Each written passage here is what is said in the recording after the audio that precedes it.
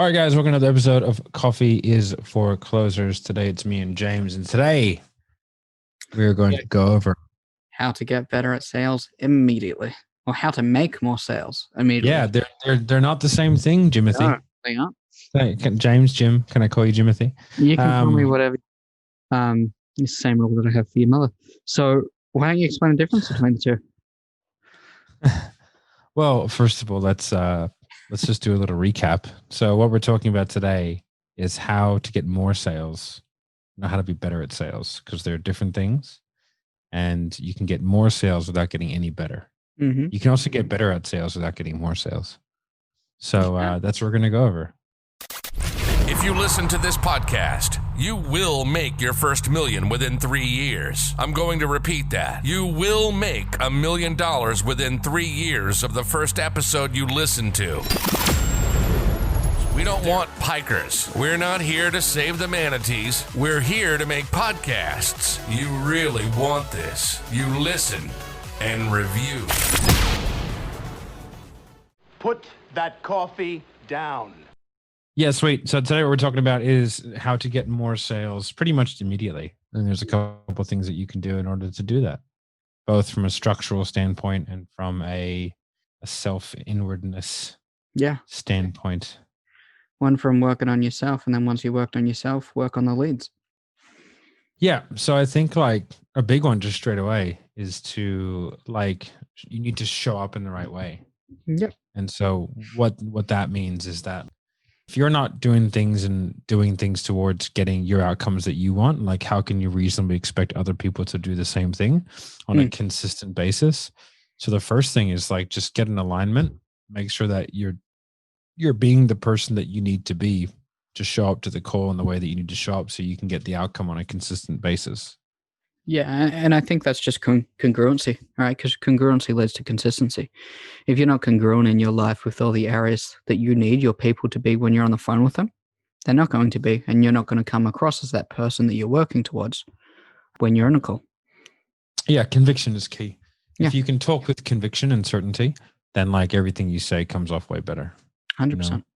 You could say all the wrong things, and if you say them well and with confidence, people are going to take them in the right way, even if you said it wrong. Absolutely. People underestimate the power of confidence. Like, it's funny, like me and my wife back in the day, before we were like married and had kids and stuff like that, we used to like resort hop all the time. So we would just like walk into like resort pools and just stay for the day in the resort pool without actually staying at the hotel, because we just walked in with confidence. It's like, I just walked in. No one's ever questioned me. Ever, because you walk in with confidence. People are like, how are you? Like, good, champ. Yeah. Like it's fine. Confidence is like such an important part of like how everything, man, like even down to how you just carry yourself. Like, so if you know that you're like just being a mad pussy and not taking action on your goals, that's going to come across, and like you're just going to come off as it just nothing lands as well, Yeah. And like, believe it or not, when I was like, let's say from 17 to 20 and going to pubs, I would never get asked for ID. Like 3 foot tall. Can't grow. They thought you were a child. There was no point. they thought you were there with your dad. Yeah, and it's because I was super confident. It was really funny. Like one time I went in with my mate and we went and had a couple of beers, and he's 2 foot taller than me, has a proper deep voice, looks significantly older, right? And he got asked for ID, and I didn't. I was like, and I looked at the bartender, and I'm like, "You're kidding me, right?" I'm like, "Are you serious?" And they're like, "Yeah." And then he gives him the ID. We would have been like 18 at the time. She made him even do a signature test to prove that it wasn't a fake ID. And I'm just sitting there going, You can't be serious. Look at me. Look at him. I'm like, why are you asking for him? But it blew my mind, and there was purely out of confidence. Maybe she thought he was actually 2 of you stacked on top of each other. Yeah, no. It may have something to do with the fact that I probably went in there all the time. Yeah. Maybe, I don't know. But she was it's new, true. so. Like, it's a tangent, but it is true. Like, if you're not showing up in the way that you need to show up, like it's difficult. You can say the right things and not get the sale. Yeah. And so I think like step number 1 in terms of like just low hanging fruit, things you can do to translate into more sales really, really quickly is figure out what it is you're not doing in terms of like your health or your fitness, or like you're worried that you're not very good at sales, but yet you don't buy a sales coaching program. You're worried that you're getting fat, but you don't get a personal trainer. Like, do you know what I mean? It's all these things that you can do. Like, there's no lack of ways to fix things these days. Mhm. Like that guy who told me back when we had the $1 trial for the closing code, which isn't a thing anymore. But he was like, "Oh yeah, I just want to get my pipeline full before I pull the trigger." I go, like, motherfucker, it's $1. That guy still hasn't joined, and he never will. I'm sure he might even listen to the podcast, but like, what do I Probably give a not fuck? closing deals either. But it's just like, that's crazy talk, man. Like, Yeah. oh my God, I just need to fill my pipeline. Really? And then what? Fuck them up because like you're not going to close them because you haven't put in the work. That's like saying like, yeah, I want to compete in bodybuilding, but I'm really like, I'm only going to start training once I've registered. Oh, like, oh yeah, great idea, bro. That's a fucking awesome idea. You have 3 months to get ready for a bodybuilding comp that people have been training 3 years for. It's a great idea. Yeah, Fucking ridiculous. It's funny, but like also, we don't get onto that call full of confidence and conviction. How is the person on the other end going to be confident in the product that you're selling them or service? Yeah, or exactly. whatever? You know, because like you need to have like that 150% certainty. If you show up at 150% and the person's at 50%, then you can get them up to 100. But if you show up at like 80% certainty and they're at 50%, you're never going to get them over the line. Mhm. Because like, you know, how you say things is very much affected by the state that you're in. Even like your posture affects how you say things. If you say things chest up, head up, you know what I mean? One of those like power pose, it makes a massive difference in how things are. You can tell that someone's smiling. Like when you're talking on the phone, you can hear a smile. Yeah, you can. Right? Like it just changes everything. Like it really is different. And so It's a distinct like noise. people are so good at reading the ineffable qualities of people and they don't even know what it is. Like when you talk to someone, you're like, I don't know what it is about that guy. He's a fucking slime ball. Mhm. You know, like you can just tell when someone's a scam artist. And like And we had so- this conversation the other day about a new client coming on board. And we went through this stuff that like that guy knows what the fuck he's doing and we are going to be incredibly successful because he has that. Like Yeah. never met the guy. Knew it. He just knew it. I was Brendan Kane. Shout out to Brendan Kane. Savage. It's a good Yeah. dude, man. We should get him on the podcast. Maybe we should. Anyway, so like how to show up on the call, right? Yeah. Let's go through like the routine of how you can show up to the call every day and be consistent and congruent with that. You just have to do it. You just have to get after it every day. So what's your routine like? I don't have pre-call routines. People ask me about that all the time. Like, what do you do before a call to psych yourself up? I'm like, what are you talking about? That doesn't make any sense to me. Okay. But it's just like you live your life in a way where you achieve your outcomes. So it's like start the morning, call James. What do we need to do today to be successful? Monday morning, the call is, what are we trying to achieve this week? We have our goals, you know, it's 150 members in the closing code. By X amount of time, we want X amount of coaching clients. We want X amount. We know the goals. We know. So the help us metric. achieve that goal. Link will be in the description. Join up. Yeah. You don't want me to not achieve my goal. It might be sad. we know the goalposts and then we know the direction and we walk in the direction that gets us to our goals. Like, I think that's why having the endpoint in sight is so important. Like Elon Musk summed it up perfectly when it's like he has that one metric that he gets that the entire SpaceX company is founded on is like, if it gets you one day closer to Mars, you do it. Yeah. And that's it. the attitude that we That's have. it. It's like, will investing in this or will this action get us closer to our goal? Yes or no? The answer is no, don't do it. The answer is yes, spend the money, let's do it. Yeah, and also like people say, "Oh, but you've got the money to spend." It's like, well, motherfucker, I didn't always. Yeah, how do you think we have the money to spend? Yeah, we like we fucking had the did money it. to spend because we spent it. We did it. Like we were Showed like, up. okay, like when I did the Ryan Serhant one, like everything was going okay, but it wasn't going as good as it is now, and it was $10,000 US during a time where the US dollar was pretty hefty. It's like double So at that stage. It was 15 grand is what it was. So I was like, fuck, you know, but well, is it a good optic for us? Yes. Should we do it? Yes. Okay, let's do it. You know, when we got Charlie Valor, shout out to Charlie, when we upgraded our package to like some custom package that nobody had ever heard of before and some obscene amount of money that we're paying him. It was it was funny with that Serhnant too, just on a side tangent. You call me, it's like, oh, it's 10 grand. Should we do it? 10 grand US. And my answer to you was, do you think it'll get us closer to where we want to be? You're like, yes. I'm like, okay, do it. And then you turn around and said, good, because I already did. You're like, yeah, I already paid. I was like, okay, sweet. It's more of an FYI type conversation. Yeah. But I wouldn't have said no, and you knew that. No, I know that. Like, yeah, and it's just like I just don't see so many guys like, oh, I just gotta wait. So many sales guys in particular, like, yeah, man, I know this is the best thing for me, but I just gotta wait until. It's like, whoa. That is fucking crazy towns. Do you accept that from your prospects? If you're sitting here and you're listening to this right now, and you're like, somebody offered you, it's 20 grand to train with me or Jeremy or whoever it is, right? And you're like, yeah, man, sounds amazing. I know it's going to be the thing that gets me to my goal. I just have to wait until you're the fucking problem. Metric. Yeah, you're the problem, not your leads, not your prospects. Like, it's you, champ. I hate to break it to you. And like, I'm not telling you to give me money. That's fine. You can give other people money. I don't really give a shit. But like, you're the problem. You can literally implement everything that we said off this list that we go through today, and you'll get there. Ironically, the last one being hire like join the closing code. There's nothing cheaper in terms of like, there's nothing even fucking close to it, to be honest, in terms of like value that you get. Is there like faster ways to get better at sales? Yeah, for sure. Like you could do one-on-one, you could do Jeremy's Inner Circle, whatever, right? In terms of like bang for buck though, it blows it out of the fucking water. If you haven't joined, if you like our content and you haven't joined that, you're taking a small bus. Okay. Right. Yeah. But yeah, like it's just like you're the problem. Like if you're accepting these things and then you're not showing up in the way that you need to, if you're saying yes to things and backing out, if you're like, man, it's crazy town. It's like selling salespeople for a living, like they're the worst prospects. But the people who are the really easy prospects are people who are super successful. The ones who are nightmare prospects are always fucking super mediocre salespeople.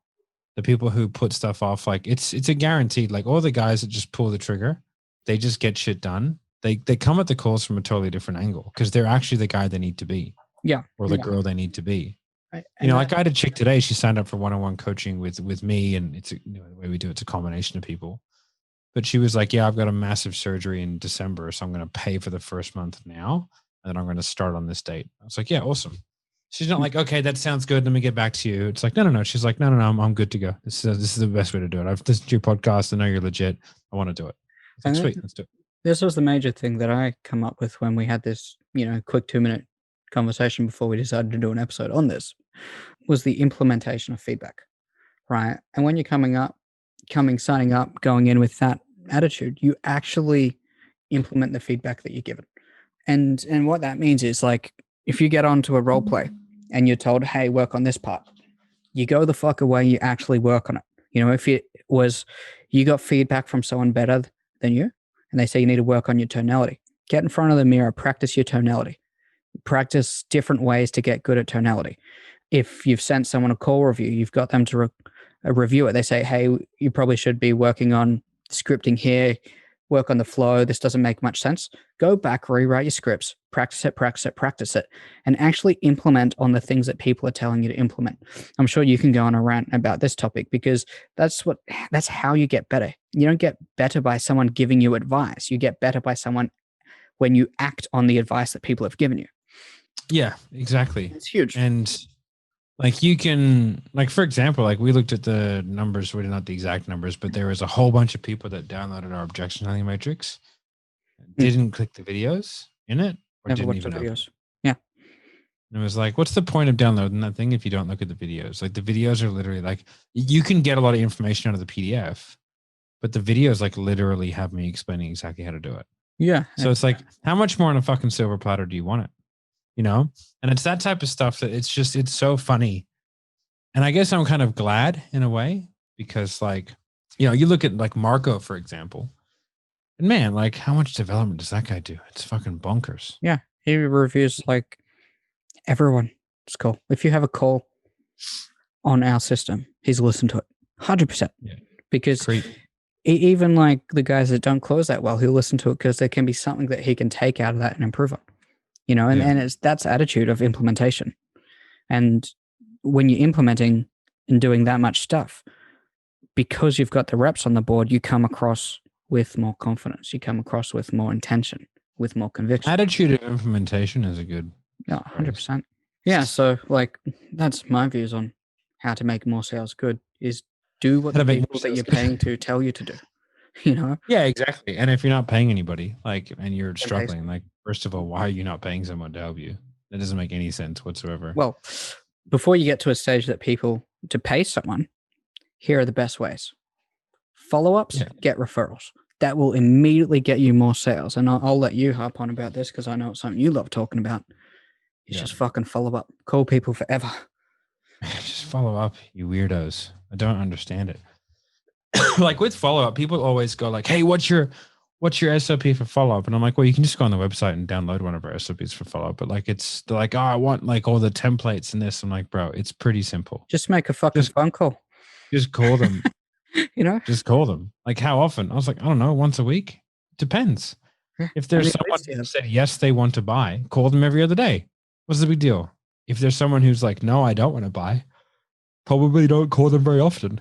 But like, send them something, send them an email, send them a text, send them a resource, send them something, like keep them engaged to where if they haven't bought because of like a logistical thing, like if they're just like, hey, this sounds amazing, but I just can't come up with the funds right now. Yeah. Take them through some loops, then you can nurture them until the fact that they have money. Like that's the crazy thing. Like all these salespeople want more money and they have a pipeline and they've had like 500 sales calls over the last year and they don't touch them, never call them again. Just like, I want more leads, daddy. Please, please give me more leads.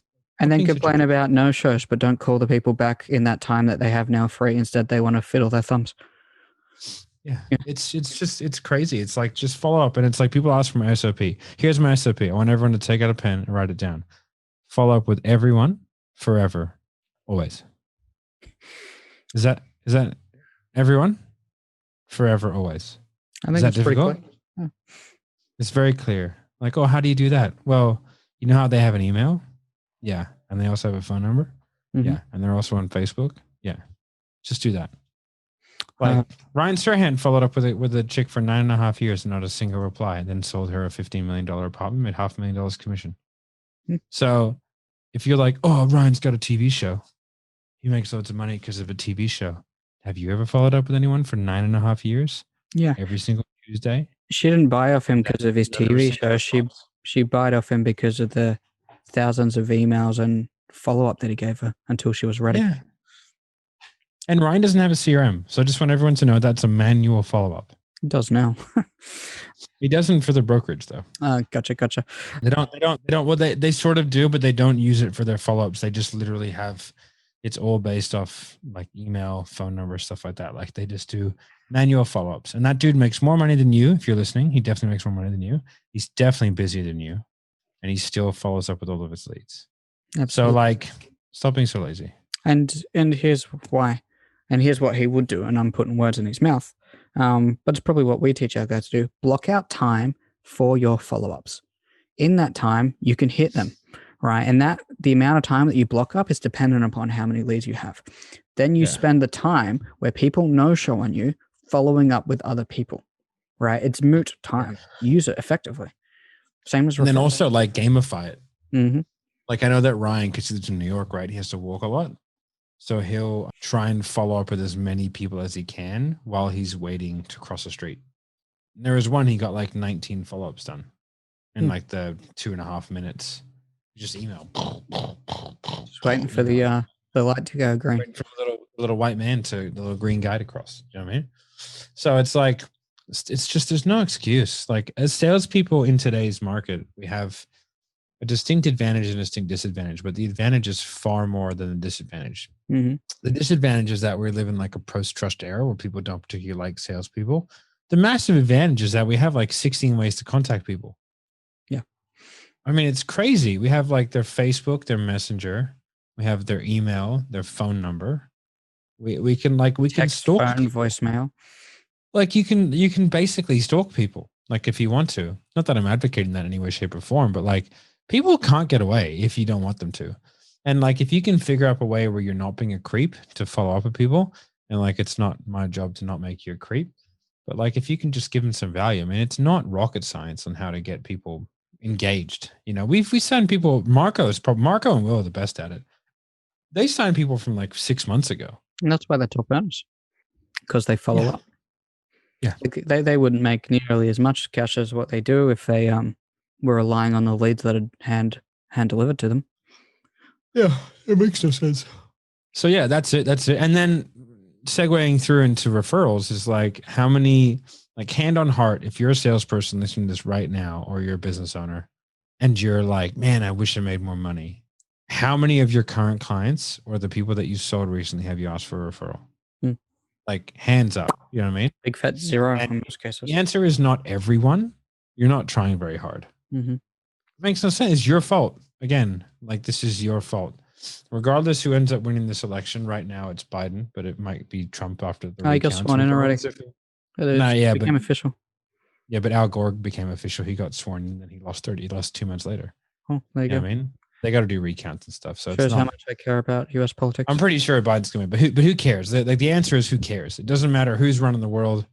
It doesn't matter what country you live in, who the leader is.